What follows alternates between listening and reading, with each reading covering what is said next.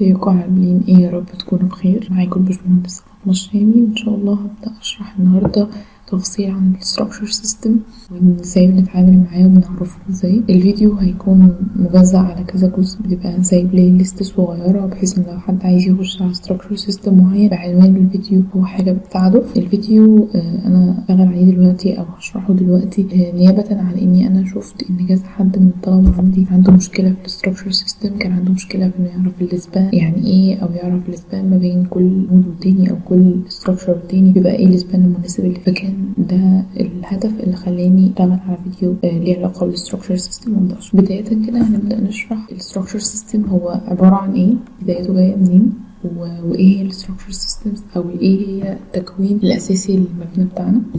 بدايه مع التايبس اوف بيرنج سيستم او الستراكشر سيستم. السيستم بتاعنا بتاع الستراكشر هو بينقسم لحاجتين مهمين، ده في حاله تفكيري في ان انا ابني المباني في اروح للسكه دي ولا السكه دي. وهي كان الفرق ما بين structural system اللي هو البيرنج او السكيلتون. طيب ايه الفرق ما بينهم؟ البيرنج هو الحوائط الحاملة المعتمد على الوول، مفيش اي اعتماد على الارسي او الخرسانة المسلحة. والسيستم ده هو اثبت نجاحه بنسبة كبيرة قوي في السنين اللي فاتت، لانه بيوصل لارتفاعات ممكن توصل ل7 ادوار. ده في حد ذاته حاجة حلوة جدا في حالة ان احنا ممكن نوصل 7 ادوار من غير ما نستخدم خرسانة مسلحة. ده طبعا حلو جدا في المعالجات، حلو جدا في توفير كمية كبيرة من الفلوس، طبعا صديق للبيئة بنسبة كبيرة مقارنة بالخرسانة المسلحة. طيب السيستم ده بيبقى ماشي ازاي؟ هو سيستم معتمد زي ما قلنا على البريكس او الطوب. مش شرط بريكس او طوب، او ممكن نعتمد على الحجر، ممكن نعتمد على طوب اللبن، ممكن نعتمد على اي ماتيريال من الماتيريالز المحليه لاي مدينه، زي الطين، زي مثلا مدينه زي سيوه فيها ماتيريالز معينه، زي مثلا اسوان فيها برضو ماتيريال معينه. فكل مدينه بيبقى مسلي حاجه مميزه من المواد المحليه المناسب ليها في المباني. كل ده بيصب في البيرنج سيستم ستراكشر اللي هي سيستم الحوائط الحامله. هو سيستم برضو بيتميز بايه؟ بيتميز بانه الثيكنس او السمك بتاع الحيطه زي ما مثلا مبين هنا في القطاع ده، انه تحت أضخم من يطلع فوق. وده السبب هو بيشتغل زي فكرة الهرم، إن كل ما أنت بتطلع لفوق كل ما الثيكنس بيقل. وده لأنه لو الثيكنس طلع متساوي، اللود اللي بيبقى على أول دور بيبقى أكبر بكتير مما يقدر يتحمله، يعني هو بيبقى شايل أضعاف وزنه.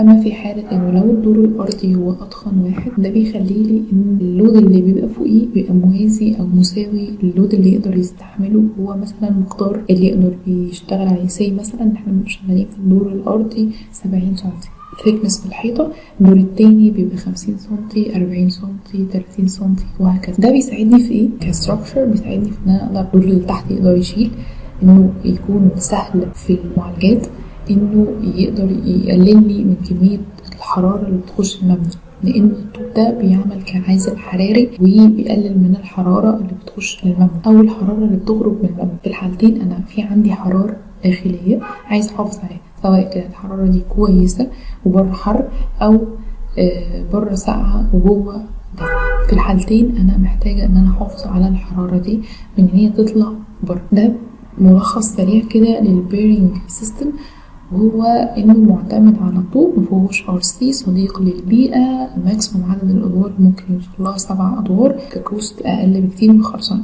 خلينا نتكلم عن الخرسانة المسلحة والستراكشر سيستمز الموجودة فيها. بداية السكيلتون او النظام المعتمد على فكرة وجود عظم، فكرة وجود هيكل. ده اكتر مثال ممكن نفهمه بيه جسم الانسان.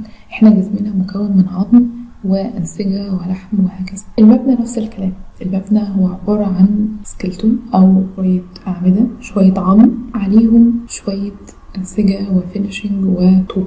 فممكن نفهم منه إنه السكيلتون أو النظام المعتمد على الأعمدة والكمرات والأسقف هو نظام يشبه الإنسان جدا، يشبه الإنسان في ناحية إنه بيعتمد على وجود العظم اللي هي الأعمدة، والأنسجة واللحم اللي بيغطي ده هو الطوب والفينيشنج بتاع المبنى اللي بيطلع في الآخر. نيجي نفهم كده إن المبنى فعلا يشبه الكائن الحي أو متماثل معاه في حاجات كتير جدا. يعني مثلا هنا الأعمدة تشبه قوي العظم بتاع الإنسان، الكاميرات بيشبه العظم الصغير اللي بيربط العظم الكبير مع بعض، والسقف الراس أو الجمجمة أو ما يشابه وبعد كده في الاخر بنحط طوب. طيب بكده نكون فهمنا السكيلتون هو عباره عن ايه. عباره عن اسقف، كمرات، اعمده، في فونديشنز او قواعد عشان توزع اللود على الارض. البوينت اللي بعد كده هي بوينت مقارنه ما بين التو سيستمز اللي لسه متكلمين عليهم، اللي هو البيرنج وول سيستم والسكيلتون سيستم. البيرنج هو المين ستراكشر فيه هو او المين بروسيس فيه او المين اليمنتس فيه هو الوولز او الحوائط، وده بيكون حاجه طوليه بتوزع اللود بتاعها على قواعد برضه طوليه. اما السكيلتون سيستم هو عباره عن سلابه او سقف، يبقى السلابة هي السقف وبيمز بعض من الكاميرات بينزل اللود على السقف، يتقسم يمين وشمال في الكاميرا، يتوزع لي على الأعمدة، ينزل لي على الفونديشنز أو الأساسات اللي تحت الأرض. هنلاحظ هنا إن الأساسات هنا هي كانت أساسات طولية، أما الأساسات هنا هي أساسات بوينت أو نقاط تحت الأعمدة. طبعا في تايبس كتيرة من الأساسات دي هنتطرق لها إن شاء الله فيما بعد، بس خلينا نتكلم على الاكزامبل اللي قدامنا دلوقتي، وهي فكره الاعمده انه يبقى تحتيها فونديشن على العمود ذات نفسه، مش متصله او مش ممتده طوليه زي هنا. وده الفرق على فكره من الفروق المين، او فكره ان انا اللود بيتقسم او بينزل لي منين لفين. هنا بينزل من السقف للحيطه للارض، هنا بينزل من السقف للكاميرا للعمود للاساسات للارض. اللود ده عباره عن ايه؟ هو الاحمال او الوزن، سواء وزن المبنى ذات نفسه او وزن المستخدمين ليه اللي هو البني ادمين اللي هو البشر اللي هو احنا يعني. فبالتالي بيبقى عندي تو مين لود وهما اللايف لود والديد لود. اللايف لود هو اللود المتغير اللي ممكن نعتبره ان هو مش حاجه ثابته، زي مثلا اللود بتاعنا احنا، عدد الزوار للمكان، لود اي حاجه متغيره، كل ده اسمه اللايف لود. اما ايه اللود او اللود الثابت؟ هو اللود المبنى، ان هو بيشيل دور فوق دور، بيشيل الحيطه، وبيشيل لو مثلا في حاجات ثابته في المبنى، مثلا قواطع اللي هي الحواجز ما بين روم والتانية، الحاجات دي هو بيشيلها. فده حاجات ثابته، لود ثابت، حمل ثابت، فبالتالي ده اسمه ديد لود. في بعد كده تايبس تانية من الستراكشر سيستم، وده بيودينا في سكه الماتيريالز التانية. يعني مثلا احنا قلنا ان بيبقى عندنا وولز وعندنا RC او خرسانه مسلحه اللي هي رينفورسد كونكريت. ديت من الحاجات اللي بتقدر ان هي تخليني اقدر ابني مبنى او ابني ستراكشر سيستم على حسب انا حابه اعمل ايه، فاتجه للماتيريال الصح او الستراكشر الصح. طيب في ايه تاني؟ في ماتيريال تانية موجوده وهي الستيل. والستيل ستراكشر سيستم كتيره، زي منها مثلا الشيل والفولدد والستيل فريم والستيل تروس والستيل سبان تروس. دول structure system مش هنتكلم عنهم دلوقتي في الفيديو ده، لاني انا هبدا فيه اشرح البيزكس بس الاول، واشرح الاساسات اللي على اساسها بعد كده ابدا اشرح الكلام ده، وانا متطمنه ان انتوا فاهميني بالقدر الكافي اللي يخلينا نخش في الجزء الادفانسد ده. بس خلينا عارفين ان في structure systems بتبقى تنفع تتعمل ك RC، وفي structure system ينفع تتعمل كستيل، وفي structure system ينفع تتعمل في الاثنين. ودي في حد ذاتها بيتوقف علينا على احنا عايزين نعمل ماتيريالز ايه، هل البيئه اللي احنا او اللوكيشن اللي احنا بنعمل فيه ده، هل انا خايفه من الحريق مثلا، هل انا خايفه من الحراره، هل انا خايفه الماتيريالز دي مش متوفره، هل انا بحافظ قوي على البيئه. كل الكلام ده بيخليني اختار ماتيريالز صح، ستراكشر سيستم صح مناسب للكلام ده. طيب انا بختار ستراكشر سيستم عامه على اساس ايه؟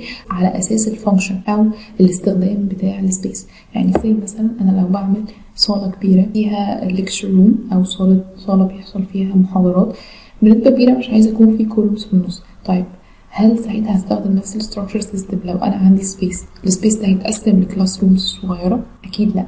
طيب ليه اكيد لا؟ لانه كل ما بقلل الاعمده اللي بستخدمها في السبيس من النص، ده بيزود لي الكوست او بيزود لي التكلفه، وبالتالي لازم اكون بفكر كويس جدا وانا بختار اسم الستراكشر سيستم المناسب للمشروع بتاعي.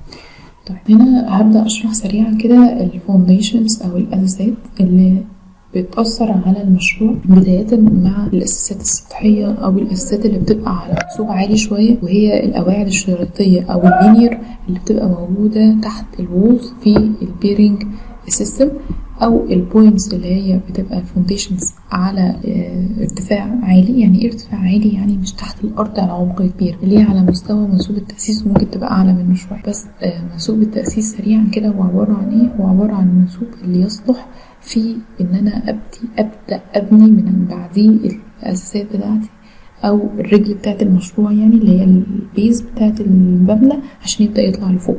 ده مين بيحدده؟ المهندس بيبدأ يعمل اختبارات للتربة، وعلى اساسه بنحدد منسوب التأسيس ده بيبقى على اي ليفل عشان نبدأ نبني المبنى بتاعنا، واحنا واثقين ان شاء الله يعني انه مش هيحصل له اي حاجة او يهيل او يميل او لا قدر الله يقع. بعد كده في عندنا اللبشة او الحاجة اللي بتبقى متصلة كلها. اللبشة دي هي برضو زي فكرة القواعد المنفصلة دي او اللي هي الفونديشنز، بس بتبقى حاجة متصلة، بتبقى الأعمدة قريبة من بعض، او بتبقى محتاجة يكون تسليحها اقوى، او اني مش محتاجة اعمل قواعد وبعد كده اربط ما بينها بسميلات، لا بلجأ على طول ان انا اعمل اللبش. مين بيحدد قوي صراحة كده مين نستخدم ده ولا ده القواعد او اللبش؟ هو المهندس المدني اللي بيبدأ يقرر احنا هنستخدم ده ولا ده في اثناء عملية رسوماته التنفيذية في تسليح الاعمدة وتسليح الكلام ده كله.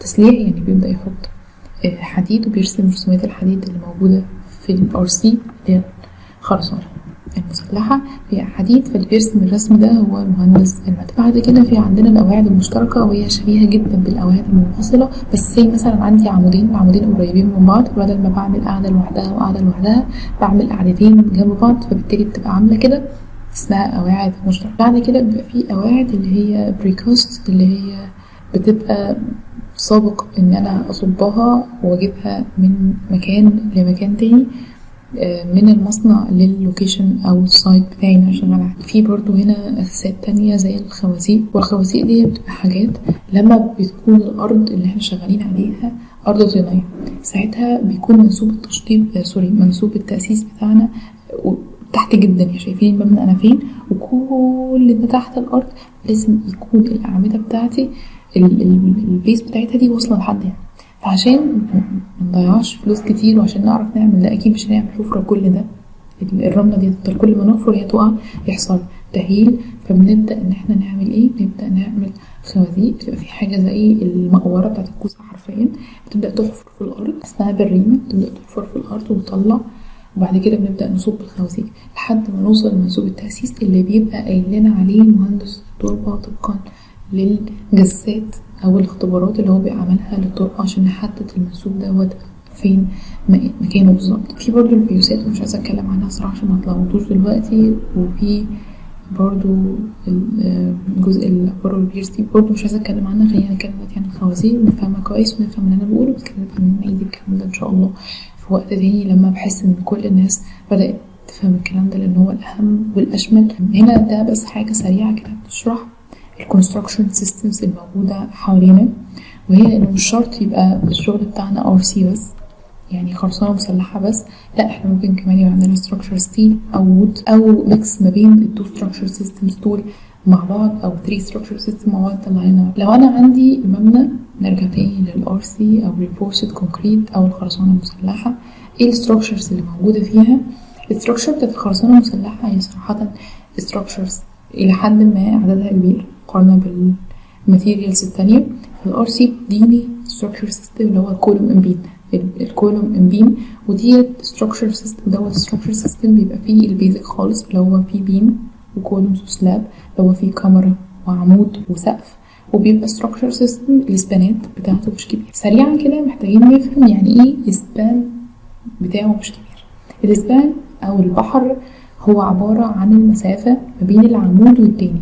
يبقى انا عندي عشان المبنى ده يقف على رجلي ليه أعمدة، الأعمدة دي في مسافة ثابتة ما بين كل عمود والتاني، المسافة دي اسمها البحر او الاسبان. اختلاف المقاس بتاع البحر ده ان هو كل ما انا عاوز ان هو يبعد عشان اقدر اخلق سبيس مفيهوش اعمدة في النص مشوشالي الفانكشن بتاعتي ومبوظهالي، فببدأ ابعد الاسبان ده او ابعد الاعمدة عن بعض. كل ما ابعد الاعمدة كل ما بروح من structure سيستم للتاني. يعني مثلا الاسبان بتاع البيم والكولوم اكيد اصغر من الفلات سلاب، فكل ما بنزل لتحت او كل ما اقول لكم دلوقتي الترتيب بتاع الستراكشر سيستم، كل ما بنبدا نروح ننتقل من الستراكشر سيستم للتاني كل ما الاسبان ده بيزيد، كل ما إمكانية إن أنا أبعد العمود عن التاني بيزيد، كل ما أبدأ كل ما بقدر إن أنا أخلق سبيس ما بين العمود والتاني أكتر، كل ما بقدر أستخدم فانكشنز أكتر. حتى لو أنا بعد كده هبدأ استخدم السبيس ده اخلق بارتيشنز في النص واشتغل عليه، بس بيبقى عندي فرايتي ان انا اقدر اقسم التقسيمات زي ما انا عايزه. ممكن ارجع اعمل ريديوز للسبيس لانه مش بيبقى فيه اعمده او قواضع او كاميرات ساقطه في النص مضايقاني كديزاين من جوه. طيب نرجع تاني بقى نشرح كده بسرعه الستراكشر سيستمز المتوفره في الRC او Reinforced Concrete System. اول حاجه بيبقى عندنا البيم ان كولوم ستراكشر سيستم، وده المين واللي بنستخدمه في كتير من المباني بتاعتنا والعماير اللي حوالينا. بعديه في المرتبه هو فلات سلاب والستراكشر سيستم. هنبدا نشرح دلوقتي الفرق ما بينهم، ما بين الفلات سلاب وما بين الكولوم ان بيم. بعد كده في عندنا الهولو بوكس او الهولو بلوك والوافل سلاب او الوافل سيستم. بعد كده في الجريد، واخيرا المفترض ان هو يكون الفريم RC، وده بيبقى اخر حاجه في الRC. بعديها بيبقى فيه فولدد، وبعديها بيبقى فيه الستيل نبدا نخش فيه، لانه كده بيبقى الRC وصلنا لابعد سبان ممكن نوصل له بالRC عن طريق اخر 3 حاجات، وهما الفريمز والشيل والفولدد ستراكشر. ودول بيبقوا اخر 3 سبانات او اخر 3 ستراكشر سيستم ممكن استخدمهم كRC. بعد كده في عندي الستيل، والستيل بيبقى فيه ستراكشر سيستم هو ان انا استخدم كولوم بيمز عاديه، نفس الستراكشر ده كولوم بيمز دي، بس الكولوم هنا بيبقى اي سكشن او البيمز برضو بتبقى اي سكشن، وبيخلق عن طريقهم ممكن لو زودنا شويه في الستراكشر ده ممكن نوصل لفريم ستيل. وان شاء الله بعد كده هنبدا نشرح الفرق ما بين البيم كولوم كستراكشر سيستم عادي، وما بين الكولوم البيم والكولوم اللي بتخلق لي فريمز، وانه جوه الفريم اسموش كولوم بيم، اسمه فريم لانه بيبقى حاجه على بعضه. بعد كده في التراسس والسبيس تراس، ودي برضو تفاصيل مش عايزه اخش فيها دلوقتي عشان انا حابه في الفيديوهات دي ان انا ابدا اشرح الRC وكل السيستمز دي بالتفصيل. الوود بيبقى فيه عندي وود بيخلق لي وودن سلاب سقف خشبي، وكولومز وبيمز برضو وود. وطبعا اكتر منطقه بيبقى مشهور ان انا اعمل فيها مباني زي ديت هي المناطق الورم اللي بيبقى محتاجه فيها تدفئه بنسبه عاليه، اللي زي كندا وامريكا والاماكن دي نحتاج ان احنا نحافظ على انه درجه الحراره تبقى كويسه، فبيبقى الخشب انسب حاجه لده. بس للاسف بيبقى معرض لجزء كبير من الحرائق، فبنبقى عاملين حسابنا بقى في السيفتي اكتر بكتير من المباني اللي بتبقى RC او ستيل، بغض النظر ان الستيل برضو بيبقى للاسف ممكن يعرضنا لجزء كبير من الحرائق لانه ممكن ينصهر بسرعه مع الحراره، على عكس مثلا الRC اللي ممكن تتحمل شويه الحراره بتاعه الحريق. بكده نكون شرحنا شرحنا 3 مين ماتيريالز بيدونا structure systems، هما الRC خرسانه مسلحه، والستيل اللي هو الحديد، والوود اللي هو الخشب. طيب عندي شويه تفاصيل كده ليها علاقه بالماكتس والوركشوبس عامه لما بنيجي نتعلم ازاي نقدر نفهم الستراكشر سيستم. في وركشوبس كده بنبدا نعملها سوا عشان نتعلم منها ازاي ممكن نشيل ده وايه اللي بيشيل اللود، ونبدا نفهم تفاصيل كل حاجه. بعد كده هبدا اتكلم معاكم، يعني ممكن اللي حابب يسرع شويه الجزئيه دي او يسمعها هي مفيده، وانا دايما بحس انه لما بنبقى فاهمين الكلام ده بنبقى قادرين نتخيل احنا بنعمل ايه، احنا بنرسم ايه. الخرسانة المسلحة أو الRC أو Reinforced Concrete هي حاجة بتصب في الموقع، أو ممكن تبقى سابقة الصب. يعني إيه سابقة الصب؟ يعني بريكاست، يعني اتعملت في المصنع وجينا عملناها أو جينا ركبناها. طيب هل ينفع نعمل ده بكل حاجة بنسبة كبيرة؟ واكتر حاجة مشهورة فيها ان احنا نعمل ده هو السلالم. ساعات كتير قوي بنجيب السلم مظبوط او جاهز من المصنع وبنيجي نركبه عندنا. ازاي بنبدأ نشتغل عليها بقى في الموقع؟ بنشتغل عليها في قوالب من الخشب بتبقى مكونة من حاجتين مهمين من الخشب، وهما الألواح والعروق. الألواح هي الحاجة اللي بتبقى الثيكنس بتاعها صغير، نفس فكرة الحاجات اللي بتبقى في السرير بتاعنا الخشب. طيب هي عبارة عن ايه او مقاسها قد ايه؟ هي بتبقى 10 سنتي في 2 سنتي، اللي هما بوصة في 2 بوصة، لان البوصة بتساوي 2.5 سنتي. طبعا مقاسات الخشب متعارف عليها طبعا ان هي بالبوصة، بس انا حابة اقول لكم السنتي كمان عشان فاهمين انا بقول ايه. اما العروق فهي بتبقى 5 سنتي 5 سنتي اللي هي 2 بوصة في 2 بوصة. فببدأ اكون القالب اللي ابدأ اصب فيه الخرسانة بتاعتي. طيب خلينا نفهم شوية الحتة ديت، هديكم مثال ليها في حياتنا العملية او في حياتنا عامة عشان نبقى فاهمين يعني ايه خرسانة، يعني ايه بتصب، يعني ايه قالب، يعني ايه كل التفاصيل دي. الخرسانة هي شبيهة جدا بالعجينة بتاعت الكيك، هي ماما بتعمل كيك، فالخليط بتاع الكيك هي الخرسانة، والصينية اللي ماما بتصب فيها الكيك هي القالب اللي احنا بنعمله بنشكله بالموقع عن طريق ألواح من الخشب وعروق عشان تمسك أكتر، وبنمسكهم في الآخر بحاجة اسمها كانة حديد عشان نمسك كل ده نتأكد إن هما ماسكين مع بعض. نفس فكرة على فكرة في بعض القوالب دلوقتي اللي هي بتتفك من الجنب دي عشان تعمل التورتة، نفس الفكرة بالظبط، يعني سبحان الله بحيث إن هما الاتنين حاجة واحدة. بعد كده تيجي نجيب القالب بتاعنا ونصب فيه الخليط بتاع الكيك ونسيبه في الفرن. احنا بقى في الموقع بنسيبه ينشف شويه بيوصل ل 24 يوم، ده الكود بيقول كالخرسانه، ده المتوسط يعني كالخرسانه طبعا تنشف في وقتها الطبيعي. وبعد كده بنبدا نفك الخشب دوت، بيبقى ساعتها خلاص الخرسانه مسكت نفسها. طيب ايه تاني بيبقى موجود مع الخرسانه؟ بيبقى موجود حديد من البطن، وده حديد بيبقى ملفوف كده زي هنا، بيبقى دايرة كقطاع ليه كسكشن، وبيبقى الليفيجن بنبصله وشايفين فيه القطاعات اللي هو بيبقى زي فيه ويلي كده. وايه تاني موجود؟ وفي بقى حاجة اسمها بسكوتة عشان ترفع شوية الحديد ما يبقاش شافف. في برضو سلوك في انابيب كده بيبقى معدية عشان نعدي فيها سلوك الكهرباء. في لو عايز اعمل اي تجويف في الخرسانة ببدأ احطها وهكذا. وبعد ما بتصب وبينشف في الاخر بيبقى عندي السقف بتاعي او العمود بتاعي او الكاميرا بتاعي. ده مثلا الشكل بتاع شدة الخشب بتاعت العمود بالظبط، بتبقى عاملة كده.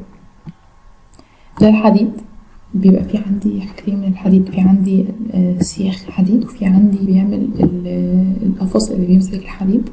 والحديد ده بيبقى حديد صغير بيبقى ملفوف كده زي الرول، وهو بيبقى حديد تقريبا 8، وده بيبقى حديد من 12 ل 16، في اكتر من كده بكتير بس ده المتوسط اللي بنستخدمه في مبانينا.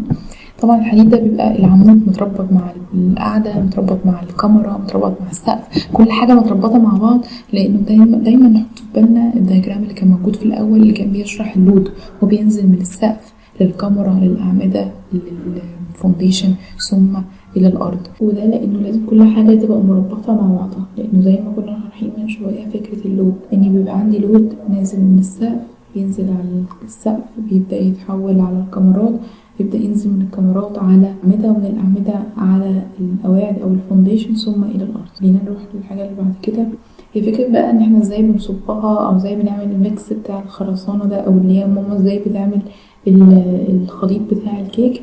احنا بنعمله بكذا طريقة، في ممكن يتعمل في الموقع او انه يتعمل في المصنع وبيجي يتصب بمضخات. طبعا لو في مننا بيشوف مضخات الطويلة اللي بتبقى زي كده دي، او ان احنا ممكن نميكس بايدينا او نميكس بخلاطات او نميكس في المصنع وبنيجي نصب بالبامب على طول. بتفرق من ايه؟ بتفرق من اكيد مستوى الشغل، انه كل ما ببقى عاملة حاجة مقللة فيها العامل البشري كل ما بيبقى الميكس مضمون اكتر. يعني اكيد اليدوي مش احسن لو استخدمنا احسن منه مثلا لو استخدمنا الخلاطة.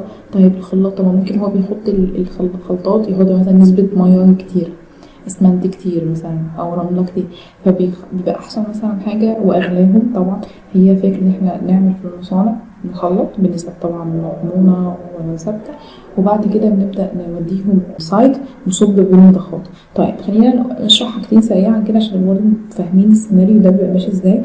اول حاجة هي دي بتبقى قاعدة كده او جزء ملحق بالسايت، يعني ده مش شرط يبقى بعيد حاجة مصنع بعيد، بالعكس ممكن تبقى محطة خلط كده قريبة من السايت. طبعا ده بيتوقف على حسب ليفل السايت قد ايه، يعني لو نتكلم على عمارة غير لما نتكلم على كومباوند مثلا بيتبنى او تجمع سكني، فده بيبقى مثلا حاجة قريبة منه، بيبقى حابة ان انا اخلط فيه الخلطات كده. بتبدأ تتحط جوه العربية اللي زي دي، هي بتفضل طول ما هي ماشية بتلف، والعربية ديت لو اللف ده وقف الخرسانة هتنشف العربية تترمى خلاص، يعني هي كده.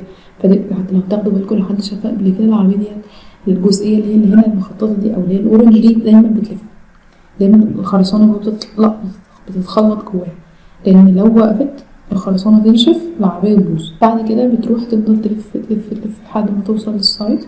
بيبقى فيه بامب كده زي اللي هي الكبيره الحمراء دي، بيبقى فيه بامب نازل منها ماسوره كده لونها اسود، تبدا تصب الخرسانه دي فوق السقف، وبتخلقي الخرسانه بتاعتي تصب لي القالب الخليط بتاعي جوه القالب، سواء بقى عايزه اصب اعمده، عايزه اصب سقف، اصب لسه لبشه او اساسات، اي حاجه من دي بستخدم نفس الطريقه. لسه كنا شارحين من شويه اللود وازاي بيتوزع، ودي حته مهمه قوي، لانك لو مش فاهم الحته دي مش هتبقى فاهم ومدرك اهميه الاليمنتس اللي موجوده. بدايه كده اللود او الحمل جاي بينزل اول حاجه على السلاب، والسلاب هو السقف. بعد كده ينزل على البيمز او الكمرات تبدا تحولها يمين وشمال للاعمده اللي هي ساند عليها.